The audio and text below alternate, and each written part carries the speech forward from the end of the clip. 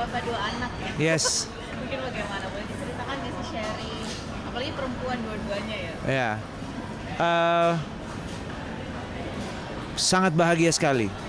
Karena ini adalah sebuah fase hidup di mana aku nggak pernah nyangka bakalan ada gitu di sini gitu posisinya. Tapi aku sangat menikmati sekali menjadi seorang ayah dari dua putri yang luar biasa cantik. Kalau dunia kan emang udah kelihatan kayak nggak mau ditinggal Ya. gitu-gitu ya kan. Kalau yang kedua nih Dara gimana kak? Dara itu lumayan cool dia. Dia lumayan tidak terpengaruh oleh lingkungan luar. Jadi kalau dia udah ketemu yang asiknya dia udah aman. Nggak seperti dunia. Dunia tuh masih suka nyariin gitu kalau dia sendirian gitu. Kalau Dara dia sendirian fine, nggak masalah banget. Jadi totally berbeda. Tapi mungkin ada nggak sih treatment yang beda, apalagi dunia udah jadi kakak gitu kan? Mungkin bagaimana kak? Awalnya sih awalnya tuh kita bener-bener tidak mau kayak apa istilahnya, tidak mau kayak apa ya,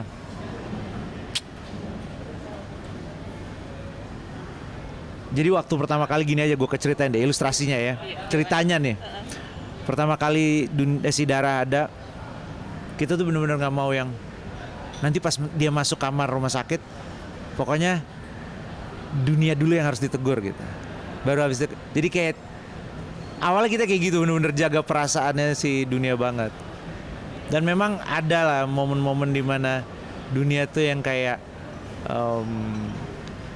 bisa dibilang sedikit jealous gitu, ada momen itu. Tapi kita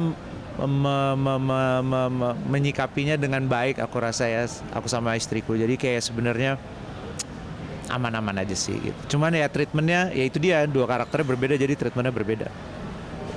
Harus dipelajari juga gitu ya, learning by doing ya kayaknya. Iya benar, learning by doing itu udah paling pas kalimatnya, karena kita nggak pernah tahu anak kita seperti apa gitu. Maksudnya kita nggak pernah tahu karakternya kalau nggak kita observasi gitu. Kayak dunia, aku tahu deh, karena dia lahirnya sama kayak aku tanggalnya. Jadi kadang-kadang istri aku suka ngomong, enggak dia tuh maunya ini gitu, dia maunya ini gitu. Kalau si dunia lagi rewel lah gitu. Tapi dalam hati aku kayak, no, kayaknya gue tahu deh kalau gue lagi kayak gini gue maunya apa gitu. Dan aku praktekin dan ternyata benar. Dia sangat sama kali sama aku. Chemistry-nya banget gitu ya. Wah, parah sih, parah. Apalagi kemarin kan lucu banget sampai main piano berdua sama dunia, mungkin itu gimana? Jadi hanya lama lagi. Ya lama lagi. Jadi gue juga nggak tahu sebenarnya dia tuh tahu lagu itu dari mana. Tiba-tiba dia tahu lagu itu. Dan dia tuh jarang mau ke studio. Itu di studio gue di atas. Karena dia lagi di fase nggak terlalu suka sama bunyi yang gede-gede gitu. Kayak ada ketakutan gitu. Kayak bunyi petir tuh dia ketakutan. Kayak bunyi drum. Kayak bunyi drum tuh dia ketakutan. Jadi dia lagi di fase dimana dia tidak suka musik-musik yang terlalu bising gitu. Tapi kebetulan waktu itu dia mau ke atas gitu. Oke, ya udah pas di atas lagi nyoba-nyoba keyboard baru di studio. Terus ya udah dia kayak mau nemenin gitu. Ya udah lagi main-main gitu, terus dia udah jahil sendiri. Dan ya udah akhirnya aku juga nggak tahu kuncinya alamat yang sebenarnya kayak gimana, cuman feeling doang gitu kayaknya. Langsung nyanyi, dia langsung nyanyi juga. Dan sebenarnya bikinnya juga nggak terlalu niat juga sih, iseng-iseng banget aja gitu. Jadi kayak ya seru aja. Maksudnya momen-momen itu tuh menurutku adalah momen-momen yang layak banget untuk diabadikan gitu.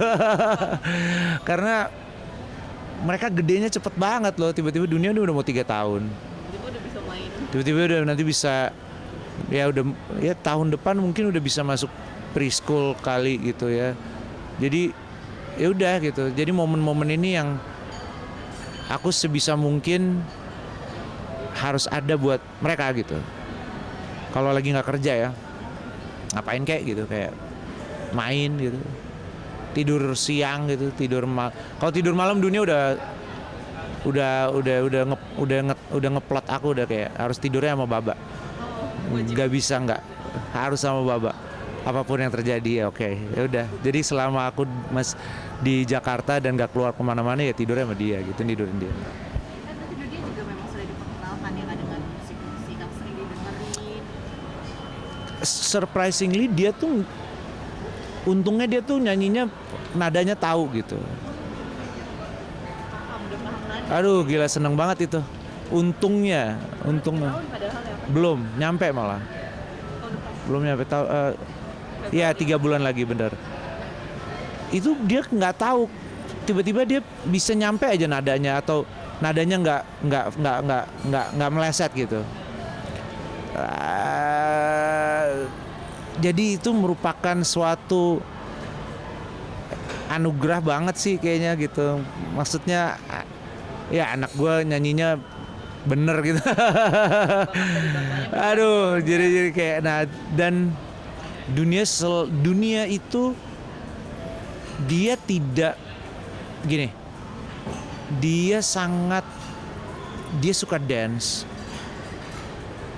Dia suka nyanyi. Dia suka acting bahkan. Dia udah bisa acting. Waktu itu gue videoin tuh, gue masukin ke Instagram gue. Kita pura-pura dia disuntik ceritanya. Terus nyambung acting. Wah dia nangis, gitu.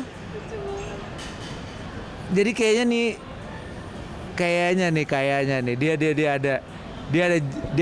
dia ada jiwa seninya lah gitu. Mengalir deras ya jiwa. Seperti nggak sih yang dinyanyiin bukan lagunya bapaknya? Oh itu jadi gini. Dulu ada satu lagu gue judulnya Hanya Kamu. Dia itu lagu pertama yang dia bisa nyanyi banget. Hanya sempet di videoin sama si tetangga gue kok, si Hesti waktu itu. Dan ya itu dia, gue juga nggak tahu dia tahu lagu itu dari mana. Pas tiba-tiba dia nyanyi gitu, gue kayak dia tahu dari mana ya gitu. Tapi mungkin neninya kali atau ya itu lagu ngetop banget kan gitu. Jadi mungkin dia pasti denger lah gitu. Jadi ya oke, gitu. Lagu juga bagus juga gitu. Berarti emang kepekaan dunia terhadap nada aja yang tinggi banget kayaknya. Iya dia cepet hafal loh. Maksudnya kayak dia ingetannya bagus. Dia bisa tahu kita ngomong apa yang kita sendiri lupa gitu. Terus dia ngingetin kita, enggak kemarin ngomong gini. Oke, good. Jadi maksud gue dia itu apa ya? Dia spesial banget ya buat kita papa mamanya. Udah bisa